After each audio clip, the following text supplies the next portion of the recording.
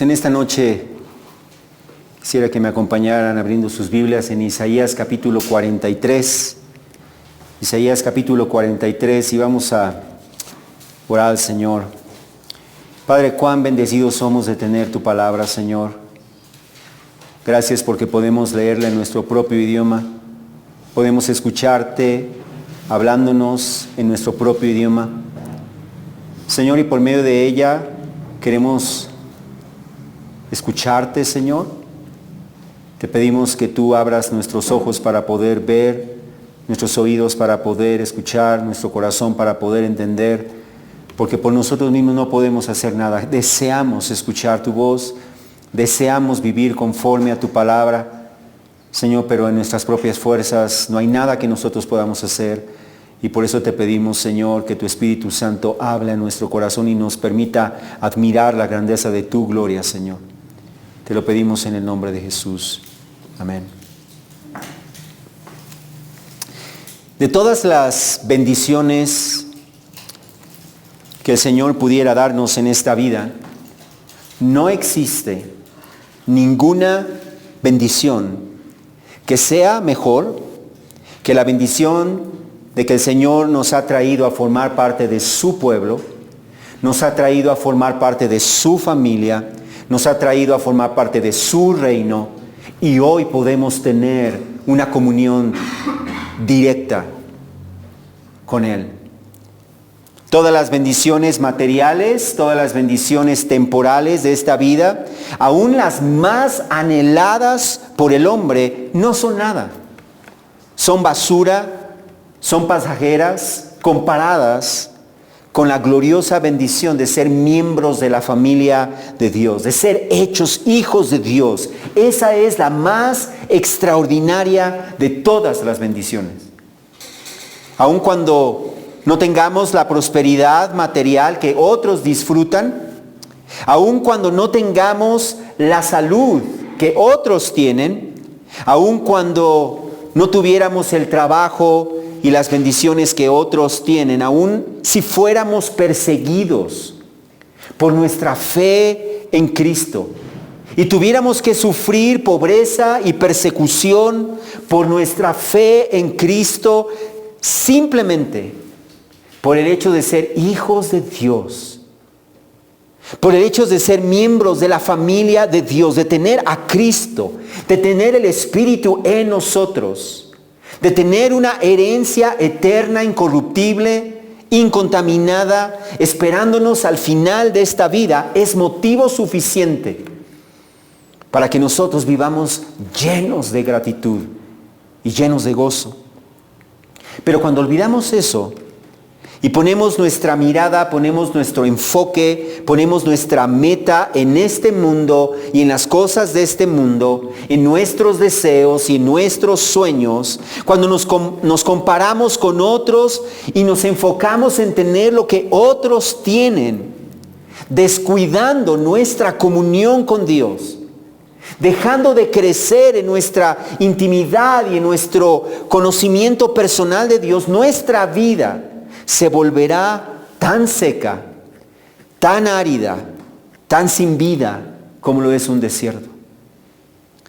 Eso es lo que le sucedió al pueblo de Israel. Ellos fueron dejando al lado, en un segundo lugar, su comunión con Dios y el privilegio que ellos tenían de poder estar en comunión con su Creador, y empezaron a enamorarse del mundo hasta el grado en que se volvieron secos y estériles como un desierto. Ellos se volvieron desobedientes al Señor, y aunque seguían llevando a cabo sus prácticas religiosas, sus corazones se volvieron distantes, se volvieron secos, duros, infructuosos. Sus ojos se volvieron ciegos, sus oídos se volvieron sordos. Y por eso el Señor trajo sobre ellos su disciplina para hacerlos reaccionar. El Señor prometió que los entregaría al despojo, que los entregaría al exilio, que los entregaría al cautiverio bajo el poder de Babilonia, pero también prometió que no los abandonaría. que por medio de su disciplina Él los haría reaccionar y que de nuevo los restauraría, los bendeciría y los haría instrumentos de su gloria. Él les prometió que con su poder los rescataría de la cautividad babilónica, los haría volver a la tierra prometida, perdonaría sus pecados, los bendeciría y haría de ellos una nación que anduviera en sus caminos y que viviera para su gloria. Pero ¿cómo el Señor puede hacer eso? ¿Cómo el Señor puede hacer de un pueblo que es desobediente? ¿Cómo puede hacer que anhele andar en sus caminos y que pueda vivir en sus caminos? Eso es lo que el Señor nos enseña en el pasaje que hoy vamos a analizar. Por medio de este pasaje, el Señor nos muestra su poder inigualable, su grandeza inexplicable, su amor inquebrantable y su favor inagotable para transformarnos y hacernos fructíferos para la gloria de Dios, para su propia gloria. Podemos dividir el contenido de este pasaje en tres partes. Primero veremos el poder del Señor para salvar. Ahí en capítulo 43, versículos 8 al 21. El poder del Señor para salvar. Luego veremos la realidad presente del pueblo de Israel en capítulo 43, versículos 22 al 24. Y finalmente veremos la inmerecida bondad del Señor en capítulo 43, versículo 25 y hasta el capítulo 44, versículo 5. Comencemos entonces con el poder del Señor para salvar. En el pasaje anterior el Señor le había dicho a su pueblo que ellos no debían temer. Y no debían temer porque Él los había redimido y porque Él estaría con ellos. Y ahora en el versículo 8 el Señor simplemente da una orden. Escucha esta orden. Saquen al pueblo ciego, aunque tiene ojos, y a los sordos, aunque tiene oídos. El pueblo ciego y sordo era el pueblo de Israel. Ya en el capítulo 42, versículo 19, el Señor dijo acerca de su pueblo: ¿quién es ciego sino mi siervo? O tan sordo como el mensajero a quien envío.